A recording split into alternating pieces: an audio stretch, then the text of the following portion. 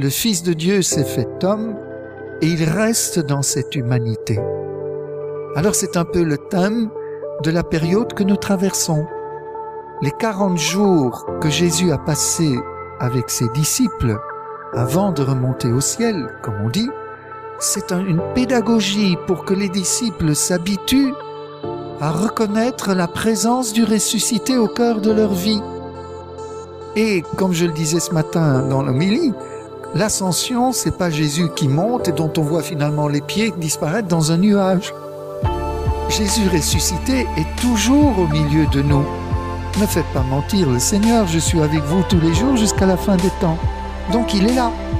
Simplement, nous devons nous aussi rentrer dans cette pédagogie, comme les apôtres, à apprendre à découvrir cette présence réelle du Christ dans son corps de gloire au milieu de nous. Bien sûr que les apôtres ont l'avantage d'avoir pu le voir, le toucher, etc. Mais enfin, nous aussi, nous devons rentrer dans cette pédagogie par la méditation des Écritures, parvenir à recevoir dans la foi cette certitude que Jésus est là. Et j'insiste aussi, nous ne confondons pas la présence du Christ ressuscité et la présence de l'Esprit Saint. L'Esprit Saint est l'acte d'amour personnel qui unit le Père au Fils, mais vous ne confondez pas bien sûr l'Esprit et le Fils.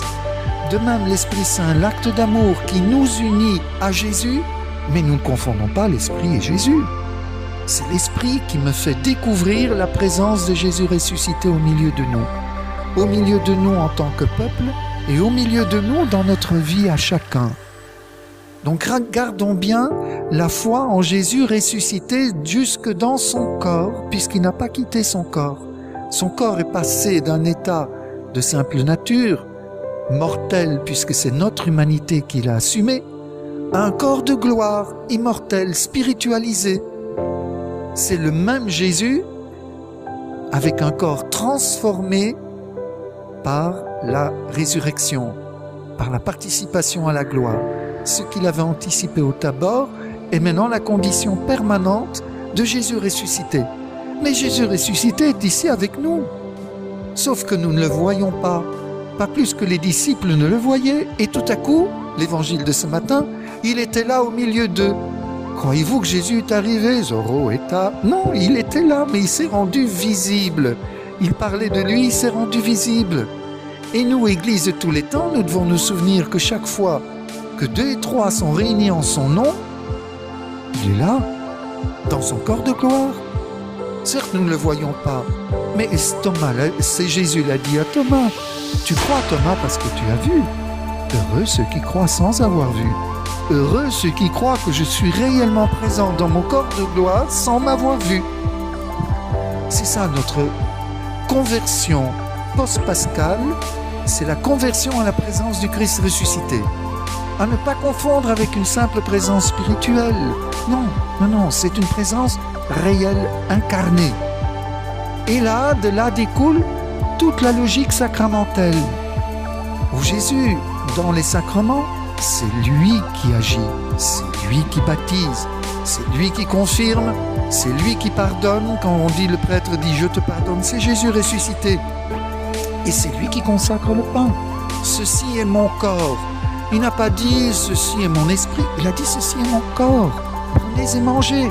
Je mange donc le corps de Jésus ressuscité, de Jésus mort, ressuscité pour moi. Et donc Jésus vit dans ce corps de gloire en moi. Alors on dit comment il fait là? Il y a 2 corps. Non, Jésus a assumé notre humanité à tous. Donc il est légitime, il peut revendiquer le droit d'habiter mon humanité. J'ai porté ton humanité sur la croix pour la purifier. Maintenant je veux habiter ton humanité dans la gloire. Je me tiens à la porte et je frappe. Si tu m'ouvres la porte, nous viendrons chez toi prendre notre repas. Apocalypse 3. Et voilà ce que Jésus veut vivre avec nous dans ce temps, toujours, mais ce temps pascal nous est particulièrement donné pour cette pédagogie délicate. Et je crois qu'une des raisons pour lesquelles il y a une certaine défection du christianisme aujourd'hui, c'est qu'on l'a trop spiritualisé. Vous m'entendez ce que je veux dire? On a perdu la dimension d'incarnation. Et Jésus est un esprit comme le Saint-Esprit et comme le Père et tout ça. Attention, bien sûr que Dieu est un pur esprit, Mais le Fils de Dieu s'est fait homme pour nous entraîner avec lui. Ne renvoyons pas trop vite le bon Dieu au ciel. Hein. Nous en avons besoin de l'ascenseur, comme disait Sainte Thérèse de Lisieux. L'ascenseur, c'est tes bras, Seigneur Jésus, c'est l'humanité du Christ. Et les sacrements sont là pour nous rappeler l'objectivité de la présence de Jésus ressuscité au milieu de nous. Et je crois que nous sommes invités à apprendre à vivre dans cette intimité avec le Christ. Et celui qui me permet de le faire, c'est l'Esprit Saint. Il permet de voir, savoir nommer. Mais là, Jésus, tu étais présent dans telle rencontre, dans telle protection que j'expérimente, dans tel hasard providentiel. La providence écrite avec un grand P ou avec le J de Jésus caché, quoi. Savoir reconnaître qu'il est là. Alors c'est un bel exercice pour le temps pascalin, discerner les traces de la présence du ressuscité au cœur de nos vies. C'est ce à quoi m'invitent les textes de la résurrection, où Jésus visite chacun selon ce qu'il est. Marie-Madeleine, l'affective, il lui dit son nom, alors à travers ses larmes, elle le reconnaît. Thomas, le sceptique, il répond à sa demande. Viens donc ici, Thomas. Allez, mets ta main dans, puisque tu revendiques, mets ta main dans mes plaies. Et crois maintenant, arrête d'être incroyant. Alors Pierre, l'empirique, là, le pragmatique, lui aussi, il devra avoir sa rencontre particulière. Eh bien, nous sommes tous uniques et tous, nous avons nos rencontres particulières. Jésus ressuscité vient au-devant de chacun de nous, selon les modalités qui conviennent, que nous puissions le reconnaître. Mais c'est nous qui sommes peut-être pas au rendez-vous, parce que nous n'attendrons plus cette dimension d'incarnation dans notre vie. Vous pouvez me contredire, allez-y, hein, mais je crois qu'on perd un petit peu cette notion.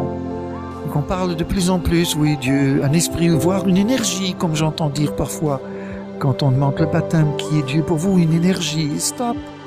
C'est pas faux, hein. Notre frère orthodoxe parle des énergies divines, mais c'est pas ça que nous entendons. Nous entendons avant tout un Jésus incarné, pour respecter la distinction des trois personnes.